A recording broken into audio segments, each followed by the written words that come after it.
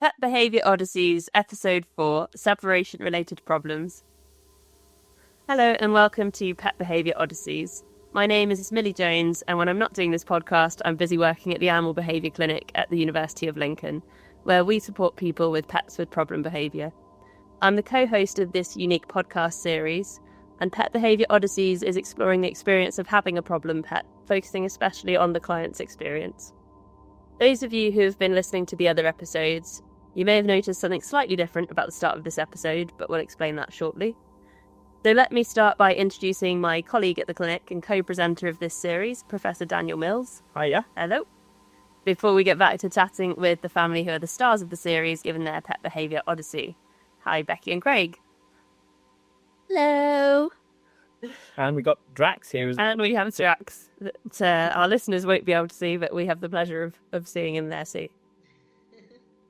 So this is episode 4 of the current 8-part series, which is dedicated to the journey associated with the dilemmas arising from the behaviour of a lovely little Daxie called Drax and his family. Drax came to us with a combination of both separation-related problems and reactivity towards dogs and people, having been seen by several others for help. Each week we examine a different part of Drax's family's journey, and we hope the series will reassure and inspire anyone who might be challenged by their pet's behaviour. We also hope it will be of interest to those working in this field, as we know it can sometimes appear to be a lonely and at times stressful profession.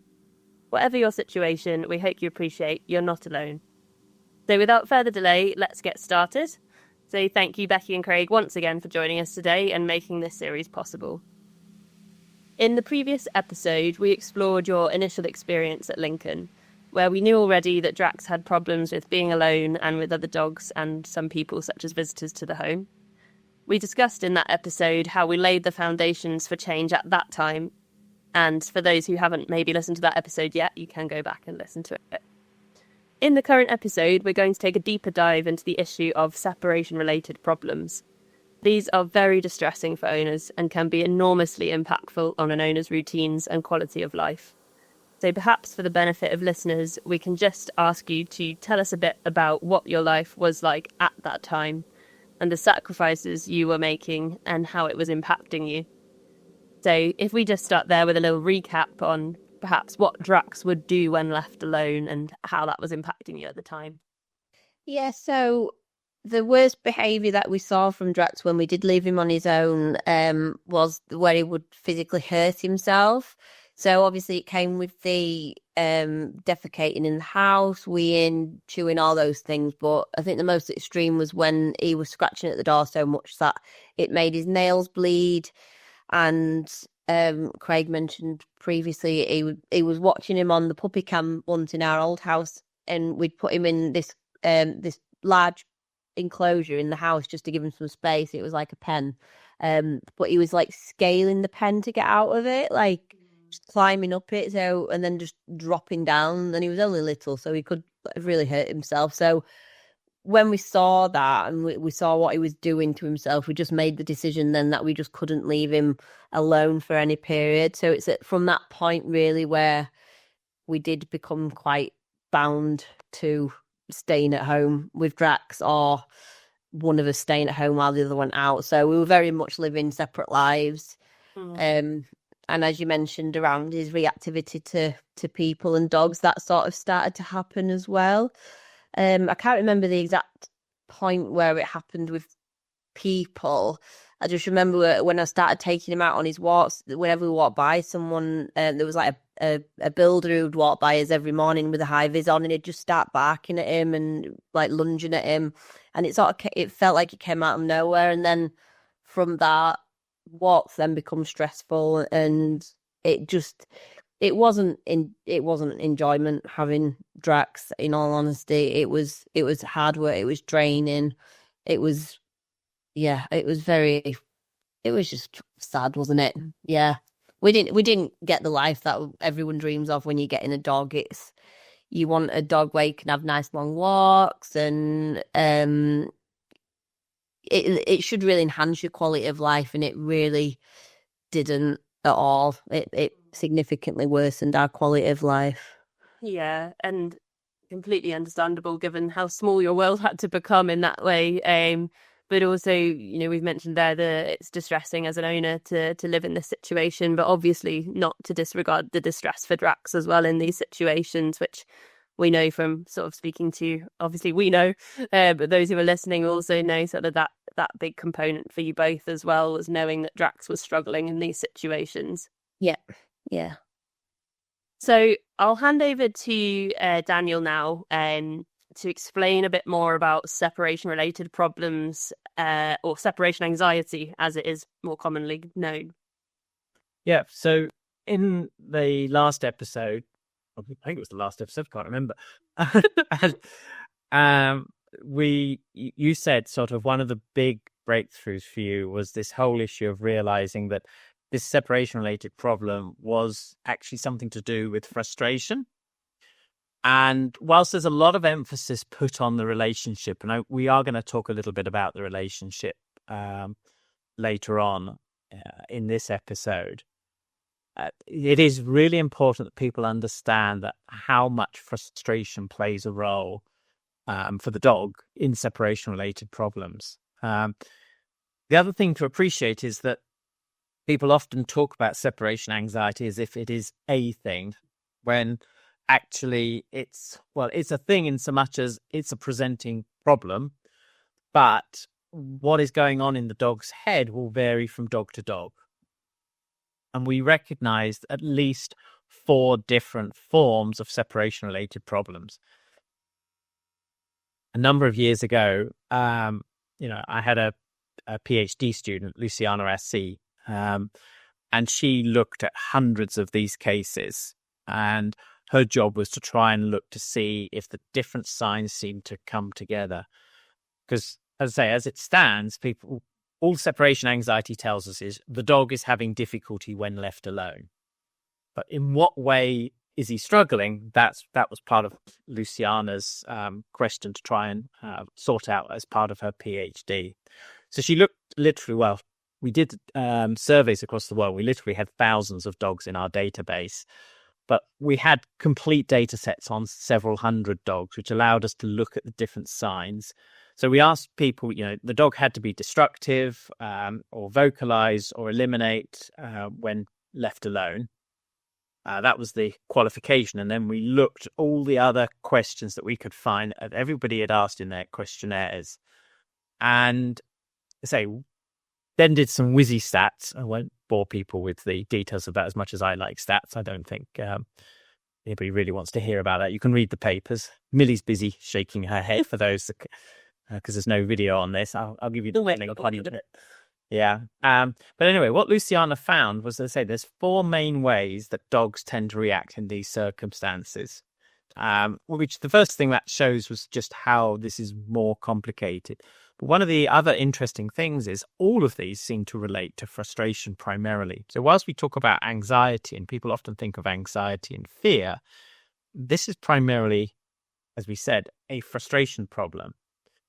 And I'm just going to go through the 4 different types for the benefits of the listeners. We classify them as, in short, as what we call exit frustration related, reactive excited, reactive inhibited, and boredom related or conflict and inhibited type. I don't know if you want to have a guess at this point which one you thought Drax was. I'll give you a bit more detail of them. Do you want to have a guess? I was going to definitely say the first 2, the exit one, and then the overexcited one. I don't think it'd be the boredom one. Okay, well, it wasn't the boredom one. Let's go through. So the exit frustration type. Basically, what we see in those dogs are they find being separated unpleasant, and they have difficulty in coping, and they try to go after the owner. So the damage is often directed at the exit. It's the exit door. That's why we call it the exit frustration type. But because they can't do that, they struggle to find an alternative way of coping. So what they do is they redirect their frustration. So it's not just about the exit, it's lots of other things that aren't associated with the exit that get destroyed as well, quite often in these cases. They're generally not aggressive towards their owners. Some dogs with separation-related problems can become quite aggressive as they try to prevent the owner from leaving, but these dogs tend not to be. And, they really seem to lack a sense of security. And when the owner's not there, and for some reason, they don't seem to think that the home is a secure place. So something has disturbed them about that. So that's the first group, the exit frustration related. The second group are what are described as redirective reactive. So these dogs actually have a problem with external events, so they're reactive to them. And I can see why you might think of Drax in that regard, because we knew that he was reactive to dogs, yeah. But it's quite an aggressive response in those situations, and that can also be directed towards the owners. So the second type, these dogs can be aggressive towards the owners, and they often they're trying to do is they're trying to get at these things outside when they've been left alone as an immediate response, but because they can't get to them because of the barriers, they're enclosed in the home. They seem to remain highly sort of pumped up, and they're struggling to find a way of coping. So again, we see this sort of redirection. But whereas the first group is very much focused on getting out through the door to be with the owner, in this situation, it's more reacting to other things that they, territoriality, those sorts of things. And, there's a thought that there's an inconsistency quite often in these cases between the owner's behavior towards the dog, which sort of, again, stops the dog from feeling too secure in those situations. And then the third type, which is the reactive inhibited, is quite similar, but these dogs tend to be a much more nervous temperament. So these dogs are reactive to external events in the same way, but they're not trying to get at these stimuli. They have these inhibitions, they have these anxieties, if you like, and that can be sort of generalized anxiety. It could be that they're conflicted. They're not sure whether they want to be in or out because they don't feel that secure inside or outside. And that can boil over that conflict again into potentially, in some cases, the dogs being a bit aggressive towards their owners. And that the absence of the owner, again, they're not feeling secure in the home. And this is a big problem in a lot of these cases. The dog really lacks a clear strategy to manage this. Because he's quite inhibited, he's not quite so aroused, so he doesn't do so much redirection in those situations. And then the final cluster was what we call boredom related originally, but I'm starting to think now perhaps we ought to call it sort of a conflicted but inhibited type. Because whilst I think that includes boredom, I think that not all of these dogs are necessarily bored. They've learned that being alone is unpleasant, but possibly there's a lack of stimulation for them, things for them to engage in, and that leads them to seek interaction with the environment and potentially become more reactive to external events because they're just looking for some stimulation, and so they become sort of overreactive to those events. And ultimately, that can cause this sort of redirection of their frustration as well. So, when we look at Drax, actually, Drax had an interesting profile, and he actually came out as a type C, the reactive inhibited. Yeah, I can see you nodding now that I've explained what they are. That's one of the things an important thing to appreciate, because that assessment not only tells us about the frustration, but it also integrates stuff about the animal's temperament. And we have separate questionnaires that ask about the temperament. And we could spend a whole series talking about temperament in dogs. Maybe we'll do that in a future series. Who knows? But I'm not going to dwell on it tonight. One thing I should perhaps comment on is people sometimes talk about separation-related problems being caused by fear when the dog was left alone. And they talk about a special form of separation-related problems that's linked to noise fear. Interestingly, whilst we found that contributes to the variation in the signs that is not associated with any one of the groups. So a dog with noise fizz could actually end up in any of those 4 groups. So they're not a special group from that point of view. What this characterization of the different types, and I think it's safe to say, that database that we had, which was well over 10,000 dogs, if we think about internationally, it's the biggest database in the world, has managed us to allow us to identify these 4 general profiles. There obviously will be ones, and Drax wasn't a classic by any sort of measure. He wasn't a simple one to pigeonhole. So there is an element of professional judgment. That said, if people are interested in this, you can assess your own dog. If you can go on to the IP store at the University of Lincoln, and you can sign up and you can get your dog profiled if you want to do that. The address there is https://ipstore.lincoln.ac.uk.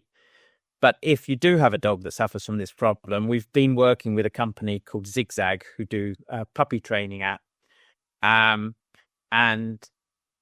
they've invested in developing an artificial intelligence app. We're still, it's up and running. We're in the process of assessing.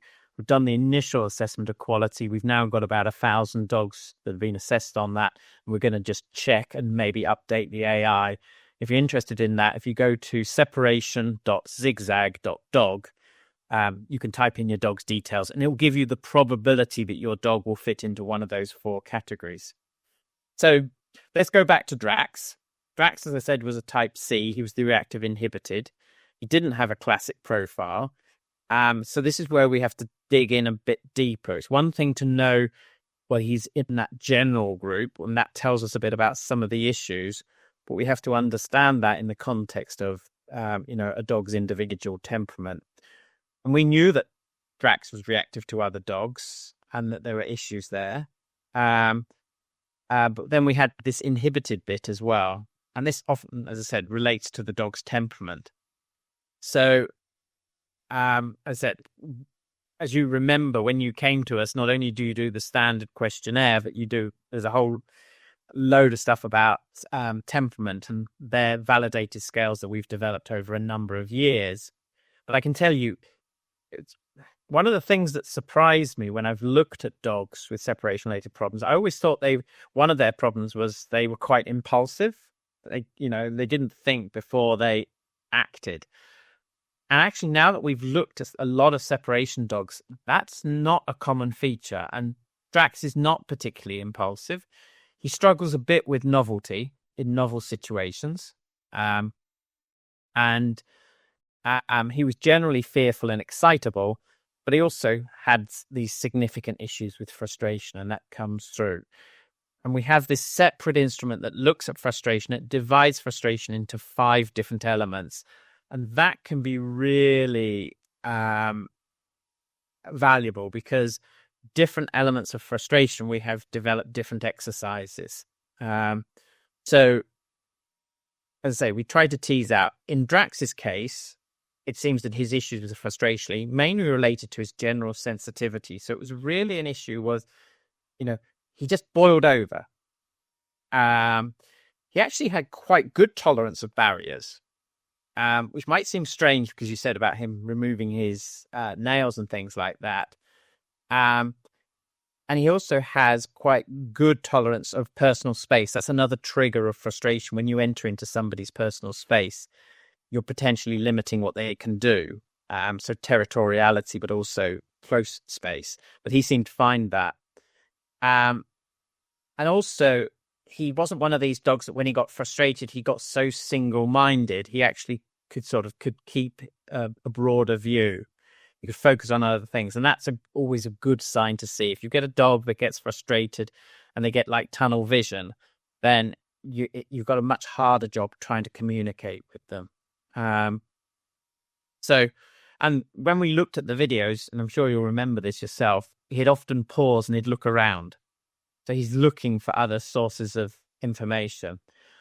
The thing that he had problems with, particularly was delayed rewards. So whilst he could cope with barriers, he couldn't cope with waiting for the good things in life. So the damage to the claws weren't so much about the barrier, it was the fact that I can't cope waiting. It was a waiting problem for him, if that makes sense. Does that? Yeah. Yeah. Yes. Yeah, definitely. So, so that's sort of as how we saw Drax in this situation. And I know that you've been working. So it might seem bizarre because you've been working a lot on this for quite some time. You know, trying to do these leaving exercises. But I think part of the problem was, you know, the way that those exercises had been structured. And I don't know if you want to just explain for the listeners a little bit about how you'd been asked previously to manage those departures. And I'll give you a little bit of feedback on that. Yeah.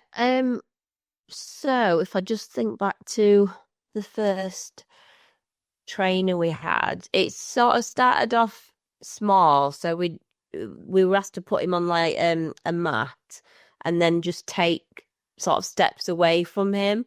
And there was this, I mean, you've probably heard of it. I don't want to mention the name of the audio, but there's a program that you could listen to. And essentially, do you remember it where you take one step back, pause, reward, take 2 steps back, pause, reward, take 5 steps back, do a little dance, spin around, clap your hands. Do you remember it? That bit, that was just from that time. I completely forgot about it. It was horrific. But we were doing all these things to just sort of move away from him in the house, but that wasn't the issue. He'd like look at us like, "What are you doing?" So it just sit there. But I suppose it was trying to teach him, like, build up time to be away from him, and but then it moved to would go out the back door as opposed to the front door, and I'd go up and down the steps, up and down, and just leave the time. I mean, I'd only do it for about 2 minutes at a time, but having to do that numerous steps, do it a few times a day, it's quite grueling. And then once I'd done the back door, we moved to the front door. But the periods of time, they were quite big, where we'd step out of the door for a second, come back in, lock the door, put my bag down, take my shoes off, sit down for a bit, then go out again for 5 seconds, build a time up until eventually be sat at the end of the street for about 10 minutes in the freezing cold watching him on this puppy cam. But you could see he was getting worked up. He was just sat looking out the door like a meerkat. It wasn't calm at all. It was pretend calm. So for me, it was like putting a plaster over it because it wasn't helping him. It was teaching him to be quiet in a few seconds or minutes, but actually it wasn't really solving the long-term problem because, like I said previously, these would get up to a certain amount of time and then it very, very quickly regress, but it'd take us weeks or months to get up to a few minutes at a time, and that was literally our life. And then you were doing it as well, weren't you? It felt like he got really smart. Like, I mean, he's always really smart, but he knew when we were putting the soundtrack on. He knew when we were picking keys and putting them down that, you know, we weren't going anywhere, because it almost learned that we're doing this really, really bizarre routine, but ultimately we're not going anywhere. So he could kind of negate everything that we were doing in and around the house, making us like look silly, clapping his hands and spinning around. But as soon as we went out the door, that was like, right, they're not doing that. Yeah. So they're dancing and clapping now. They've now actually gone out, so now it kind of counts. But even then, we were watching on the puppy cam, and he could obviously hear us, he could smell us. So even when we were just outside the front door, he knew we weren't going anywhere, and he knew we were coming back. So it weren't really. It feels really weird, but we were doing it almost desensitizing, but it wasn't an issue of desensitizing because he knew that we weren't going anywhere. Absolutely. And I think you absolutely nailed it. And that's the problem with some of these routines. Whilst they can work, most dogs are pretty smart. and they will learn to discriminate. And one of the key things about frustration is giving dogs information so that they can discriminate. Now, it seems that in your case, all of that advice, what he was learning was, mum and dad do these weird routines and nothing really happens. Whereas, and I'm going to hand back to Millie in a little bit to talk about the way that we reframe things to give him information to say, we are going out, but it's not going to be long and you can cope. And giving him that bit of information is the really big step forward. So I'll hand back over to Millie at this point just to talk you through that. Yes, it's something we'll come back to probably in coming episodes, but this issue of actually a lot of the time, a lot of what you had been doing was almost trying to avoid telling him what's happening. So avoid telling him you're being left alone. And as you say, for a very smart little dog, actually, he's going to realise to some degree what's happening there. And so when we started out, sort of what new foundation do we want to build? It's actually very much about giving him the information of who is available, if someone is available, if he's going to be alone, if it's going to be a situation where he is going to cope or where he's probably not going to cope. So trying to discriminate those situations and actually tell him that's what's going to happen, so that he has that information to relieve some of the what-if ambiguity about that situation. I think one of the things that this also flags from a clinical point of view is, the importance of having a solid theoretical grounding to what we're recommending. Because those exercises, they had that as a sort of goal, but they were divorced from the reality of what the dog was learning. And in Drax's case, I say he's a smart dog. He had picked up. And as a clinician, that can happen to any of us. We can all get caught out on that situation, but we need to stop and pause and then think, hang on, he's sus that this is just a weird time with mum and dad. They do their dances, or whatever. Nothing is happening, and it's not teaching him anything about being left alone. It's teaching him about a strange time of the day when you have this sort of weird ritual that you go through, and that's how he's framed it.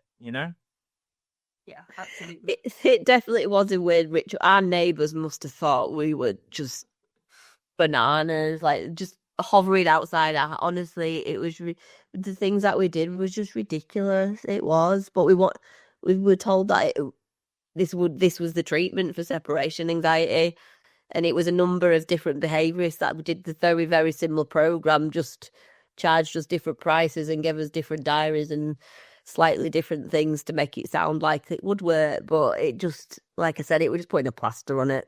And as I said back in the previous episode, it genuinely just felt like everywhere we turned was get up for 5 seconds, go out the door for a second. So we weren't really getting anything new. It was just a different viewpoint, which was reinforcing us that what you're doing is right because everyone's saying to do that. And it was just kind of buying into an expert, and that if they're telling you that, then that's right, and you blindly follow and don't necessarily ask questions. Yeah, so clearly it's us that's the problem, or it's the dog that's. And I can see why now so many dogs unfortunately get given up, because if you're getting told something that's going to work and it's not working, then it must be the dog's fault, when it's not. It's not the dog's fault. I think the problem is, the focus is on the separation and that closeness, rather than as you pointed out in the other episode, that this understanding that it's a frustration issue. And my dog needs to learn to cope with frustration. And how is my dog experiencing frustration? What is it that is frustrating him? And, so therefore what needs to be done in order to help in that situation? And I think, speaking more broadly as well, what else in his life is contributing potentially to the frustration? So we've zone in on that straight, but there's so many other things going on with Drax that were potentially feeding into how he felt in these situations from a frustration point of view. I think, again, too many people in this field, they focus on the immediate trigger of the event, the departure. And as you said, there is so much more that is feeding in. And that is why we spend quite a bit of time understanding temperament, because what your dog tries to do, or his behavioral tendencies, are in effect, it's a shorthand of this is where he is as a result of all of his life experiences and his genetics. That's what temperament is and personality. It's the sum of, your genetics, but also, how you've been brought up and your individual experiences. And that's the individual's brain who's processing the stuff. And so we have to understand that side of things and manage that. And as I said, because he is that slightly inhibited type, then he's going to express it in a different way. And we needed to build his confidence, and to build his confidence, we also had to build your confidence, because as you know, and you said previously, he will feed off your emotions. And what I will say that did work throughout all this was not the separation training at all until obviously I came to yourselves, but I was doing a lot of work with him. I joined an online training academy, and they did a lot of games, 3-minute games that were focused on building calm and frustration, and that I did that for probably 2 years behind the scenes. And not only did it help mine and Drax's relationship, like really in that moment, it helped us bond and have that relationship, but it taught him a lot of patience. And a lot of the games that we did were around building up that, trying to get rid of that frustration. And like with tug games, making him wait before he has his toys and his treats, and really extending that time before he does that. And I think for me, that really laid the groundwork. But again, that was a really long process, but that didn't feel as grueling because we were having a lot of fun with it as well. But all the time he was learning through it. So I think without doing that as well, it probably wouldn't have helped in the long run with managing some of his frustrations. Absolutely. And I think there's a couple of really good points there. First of all, you said it was fun. And that's the other thing, sorting out dogs with these problems often takes a long time. You want to integrate as much as you can into an owner's normal routine, but you also want to make it enjoyable. And, and I sometimes say to clients, just because your dog's got a problem doesn't mean you have to have a miserable time sorting it. You can learn a lot about dogs by sorting out your dog's behavior problems, and you can have a lot of fun in the training, but you've got to, free yourself in that situation. And I know that, some clients, they come to us, and I've got to be very cautious about saying that, because they think I might be belittling the problem they're facing by saying, well, let's have some fun sorting this out. But actually, it doesn't need to be a miserable process. And part of the skill is to try and find enjoyable ways for those things. And you're absolutely right. Those sorts of exercises will build his confidence, and it also helps the relationship. And the relationship is one of the things that is often talked about in these sorts of cases. People often talk about, the attachment to the owner. And for quite a while, people talked about a thing called hyper-attachment, because they said, a lot of these dogs would follow the owners around the house the whole time. They said, oh, look, he's too strongly bonded to the owner. And that, unfortunately, encouraged people to do things like, exercises where you would send the dog away.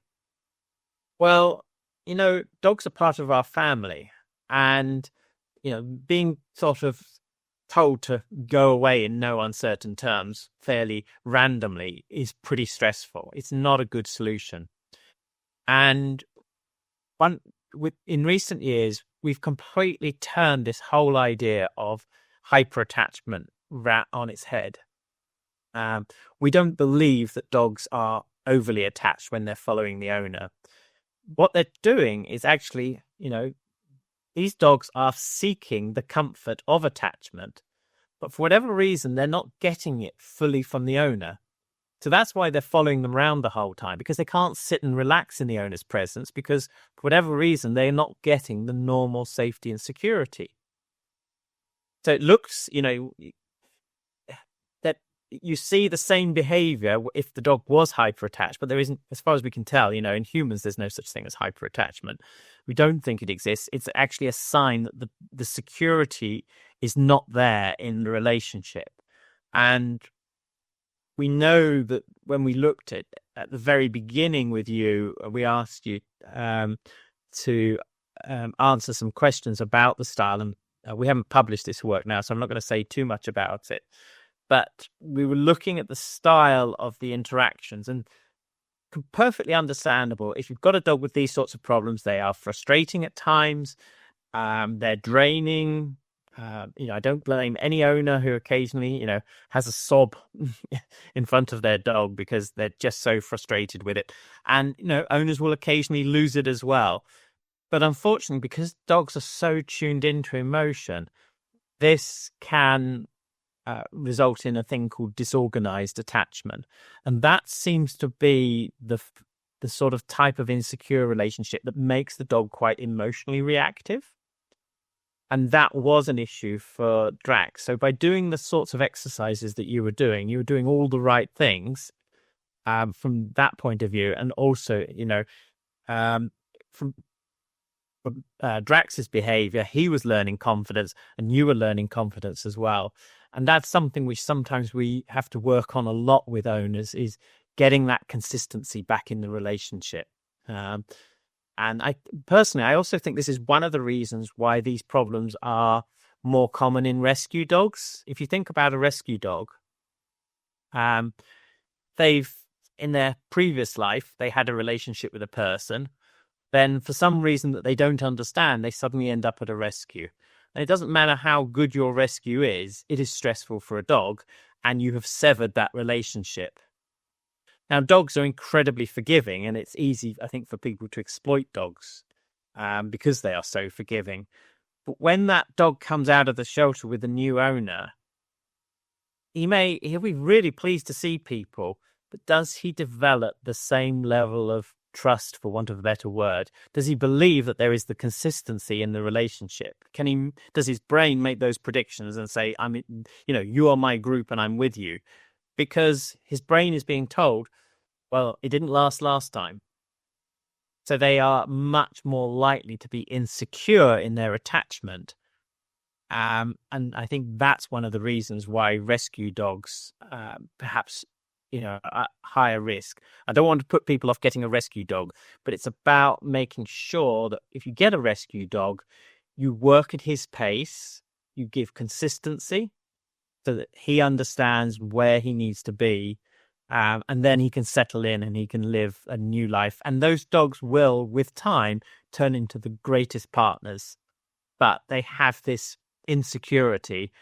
And if we become frustrated with them because they've peed in the house when we went out after we got them 2 weeks ago, then actually that sets up this whole disorganized structure for them. And unfortunately, it makes things worse. So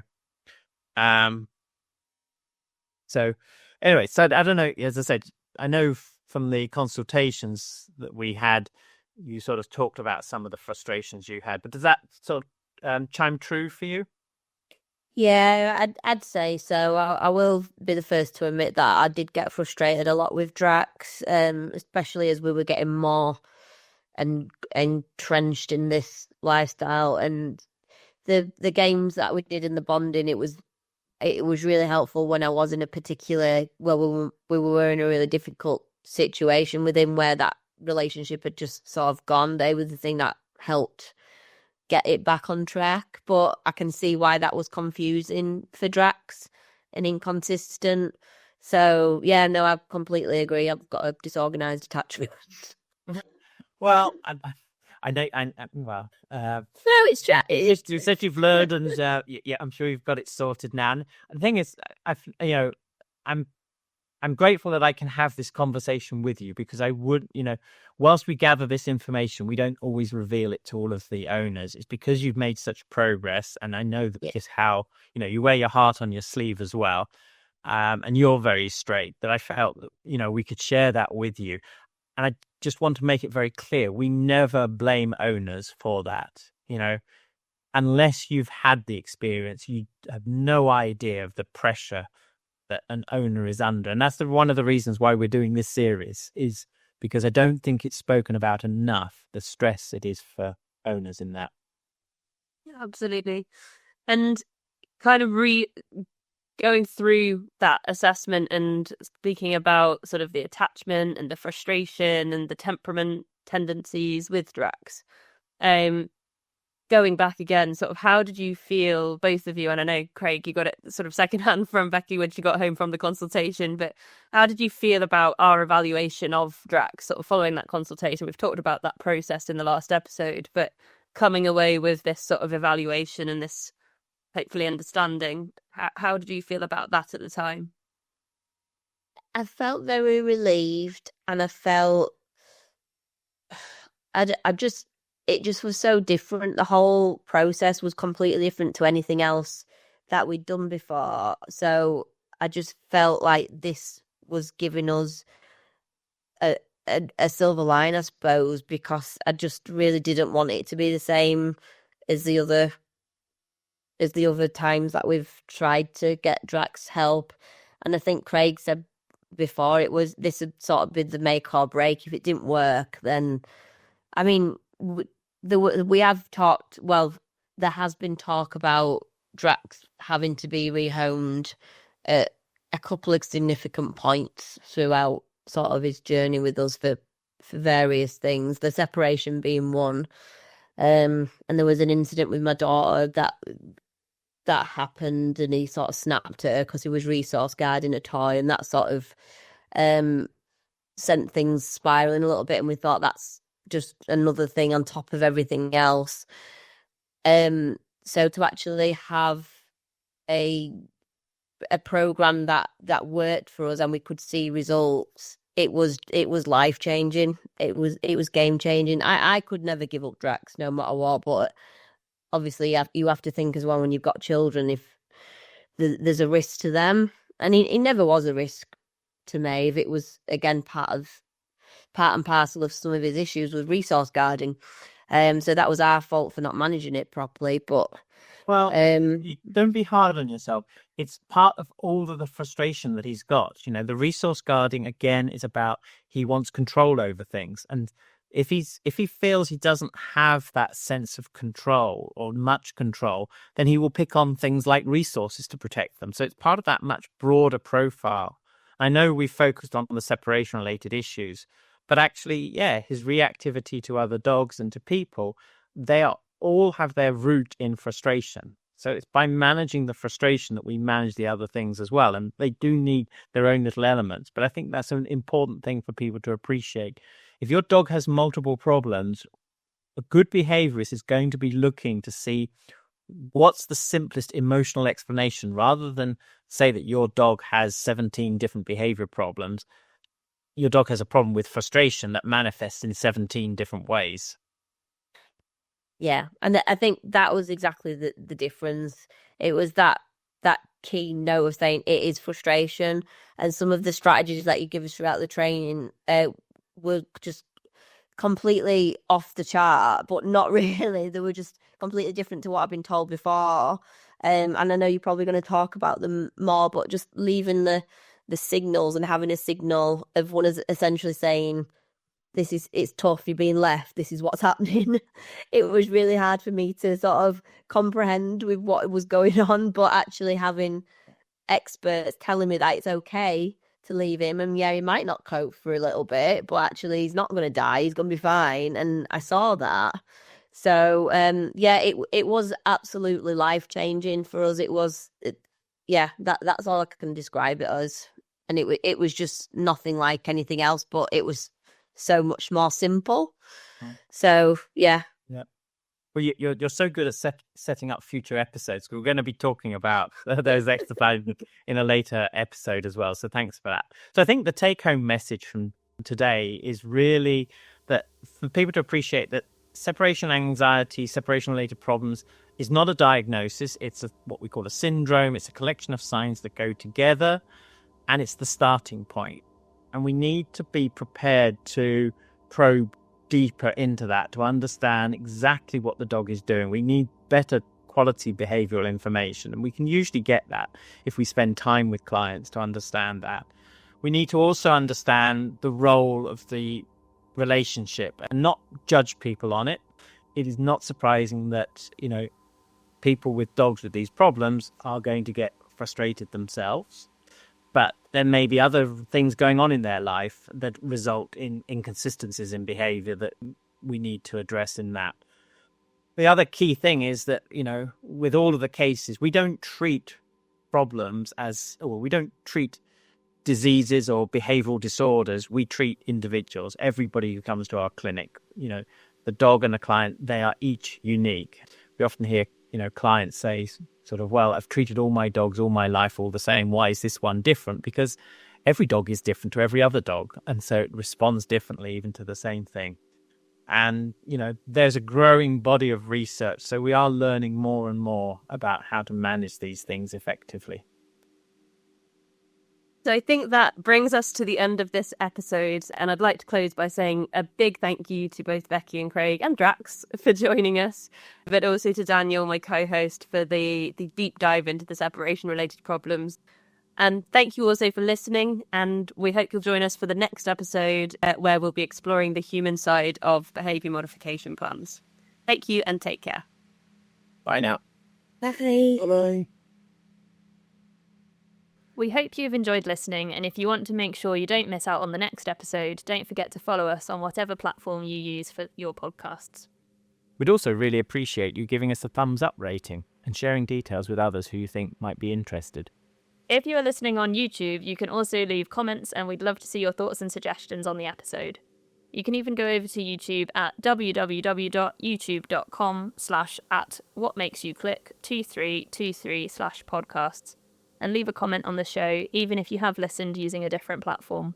Alternatively, you can leave a message for us on Facebook at www.facebook.com/DSMpod. And if you think it might be useful to others, don't forget to share the details with them.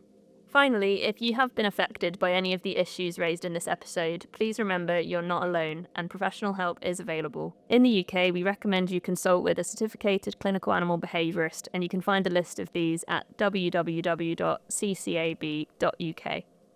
You can also find further details of the Lincoln Animal Behaviour Clinic at www.animalbehaviourclinic.lincoln.ac.uk.